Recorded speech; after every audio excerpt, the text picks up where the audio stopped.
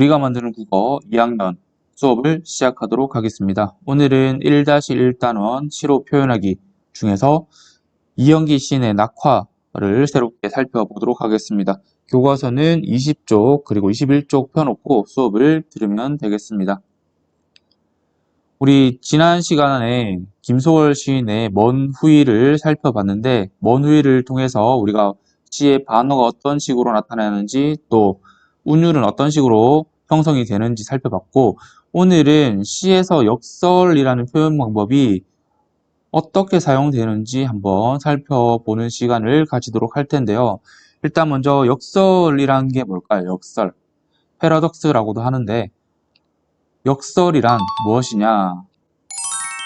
화면에 나오는 것처럼 겉으로는 어떠어떠해 보이지만 실제로는 삶의 진실을 담고 있는 표현 방법이다라는 겁니다.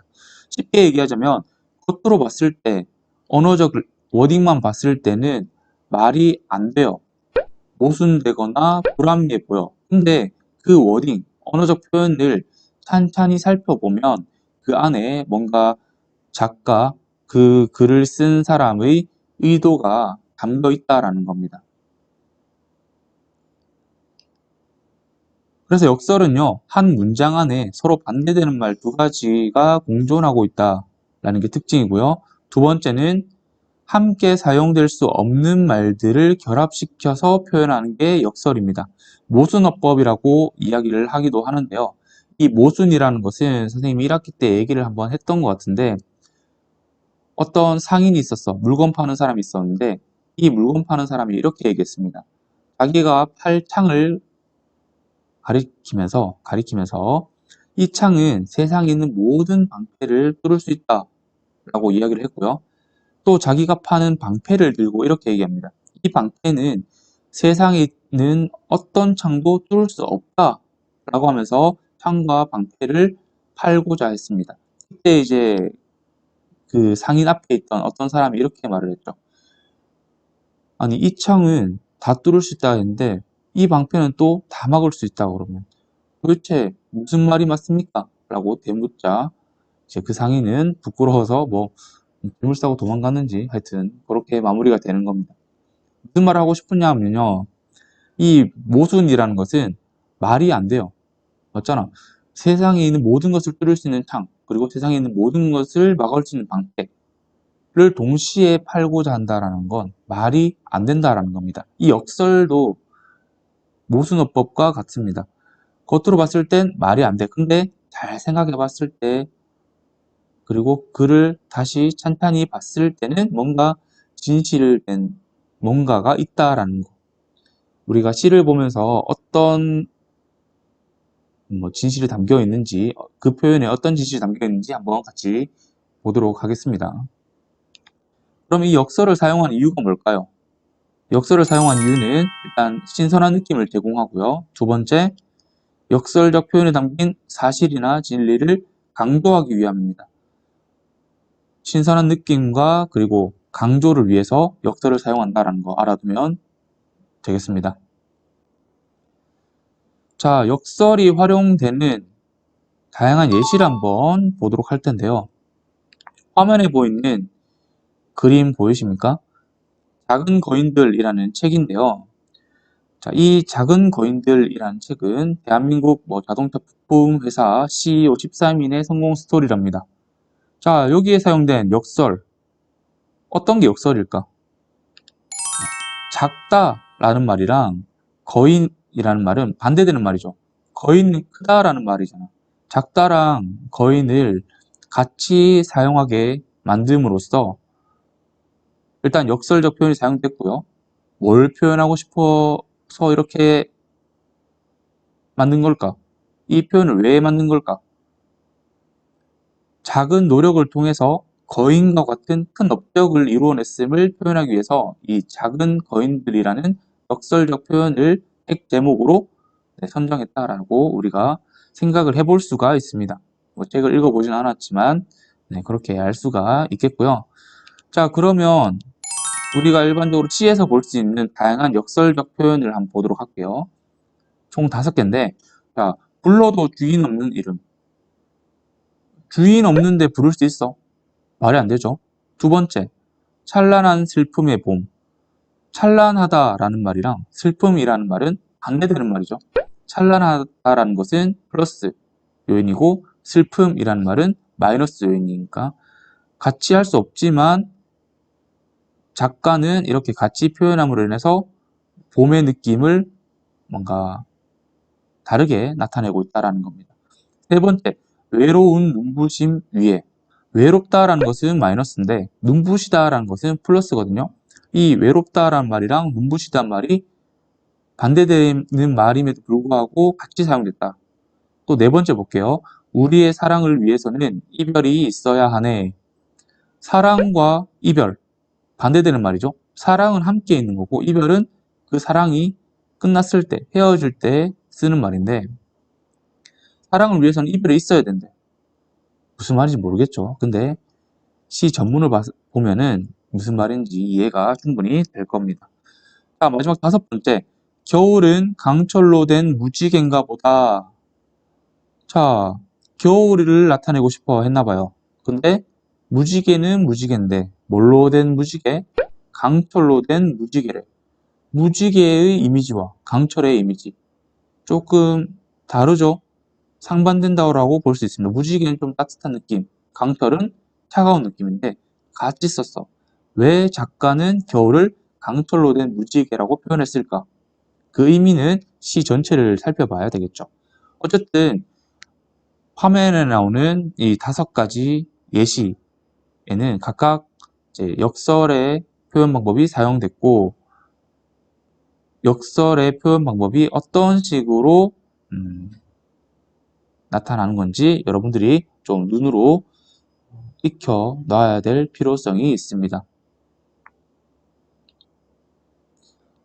자, 네이버 검색창에 역설이라는 것을 검색하면 뭐 백과사전도 그렇고 여러 가지 나오겠죠. 지식인에도 여러분 같은 학생들이 뭐 역설의 예시는 무엇인가요? 뭐 질문을 많이 해놨는데 그 중에서도 뉴스란에 가면요. 굉장히 많은 역설이라는 말이 나옵니다. 뭐 코로나 역설, 재난지원금 역설, 뭐 대통령의 역설, 뭐 등등등등 최근 기준으로 찾았기 때문에 뭐 코로나, 뭐 재난지원금, 대통령 이야기가 많이 나오긴 하는데 여기서 하고 싶은 말이 뭐냐면요. 이 역설이라는 말을 우리 일상생활에서 굉장히 많이 사용하고 있습니다. 일상생활 속 역설이란 말은 그거겠죠. 분명히 좋자고 다 같이 좋자고 하는 건데 좋아지려고 하는 건데 결국 보니까 좋아지지 않더라. 뭐 긍정적이라고 시도를 했는데 긍정적이지 않더라. 오히려 부정적인 면들이 나타나더라. 그때 우리가 역설이라는 표현을 많이 사용을 하게 됩니다. 자, 이 역설이란 거 실제로는 뭔가 숨겨진 뜻이 있지만 우리가 언어적 표현만 봤을 때는 모순과 불합리가 있다. 뭔가 말이 안 맞다. 라는 게 역설이고 이 역설은 표현하고자 하는 의도를 강조하기 위해서 또 신선한 느낌을 주기 위해서 사용을 하고요. 또 이 역설이라는 것은 시뿐만 아니라 우리 일상생활에서도 많이 사용되고 있다는 것도 잘 알고 있어야 합니다. 이런 식으로 다 역설이라는 게 들어가죠. 자, 그러면 오늘 우리가 배울 이영기 시인의 낙화 한번 보도록 하겠습니다. 먼 후일 때와 마찬가지로 선생님이 먼저 한번 본문을 읽어보도록 하겠습니다. 잘 듣고 여러분들은 눈으로 따라오도록 합니다. 읽겠습니다. 낙화, 이형기. 가야 할 때가 언제인가를 분명히 알고 가는 이의 뒷모습은 얼마나 아름다운가. 봄한철 격정을 인내한 나의 사랑은 지고 있다. 분분한 낙화. 결별이 이룩하는 축복에 쌓여 지금은 가야 할 때. 무성한 녹음과 그리고 머지않아 열매 맺는 가을을 향하여 나의 청춘은 꽃답게 죽는다. 헤어지자 섬세한 손길을 흔들며 하롱하롱 꽃잎이 지는 어느 날 나의 사랑, 나의 결별, 샘터에 물 고이듯 성숙하는 내 영혼의 슬픈 눈. 자, 여기까지인데요. 요번에는 모음만 한번 읽어보도록 하겠습니다. 모음 읽을 때 마찬가지로 여러분들 한번 같이 읽어보도록 합니다. 선생님 1년과 2년까지만 해볼게요. 모음만 읽습니다. 모음만.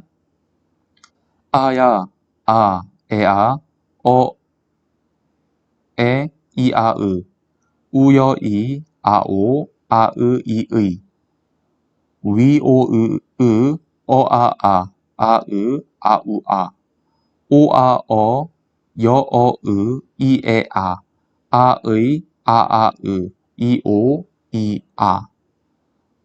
이런 식으로 모음으로만 한번 쭉 읽어보도록 합니다. 꼭 집에서 해보세요. 나중에 학교 오면 시킬 거니까. 네, 여기까지 한번 읽어봤고, 자, 마지막으로 시 본문을 다시 읽을 텐데, 이번에는 녹음된 오디오 파일을 통해서 한번 읽어보도록 하겠습니다. 잘 들어봅시다. 낙화, 이형기. 가야 할 때가 언제인가를 분명히 알고 가는 이의 뒷모습은 얼마나 아름다운가. 봄 한철, 격정을 인내한 나의 사랑은 지고 있다. 분분한 낙화, 결별이 이룩하는 축복에 쌓여 지금은 가야 할 때. 무성한 녹음과 그리고 머지않아 열매 맺는 가을을 향하여. 나의 청춘은 꽃답게 죽는다. 헤어지자. 섬세한 손길을 흔들며 하롱하롱 꽃잎이 지는 어느 날. 나의 사랑, 나의 결별. 샘터에 물 고이듯 성숙하는 내 영혼의 슬픈 눈. 네, 여기까지 봤고요. 그 다음 우리가 살펴봐야 될 게, 자, 이 시와 어울리는 노래를 한번 생각해보고, 그 다음에 이 시를 어떤 목소리와 어떤 분위기로 읽어야 할지도 한번 생각을 해보도록 합니다.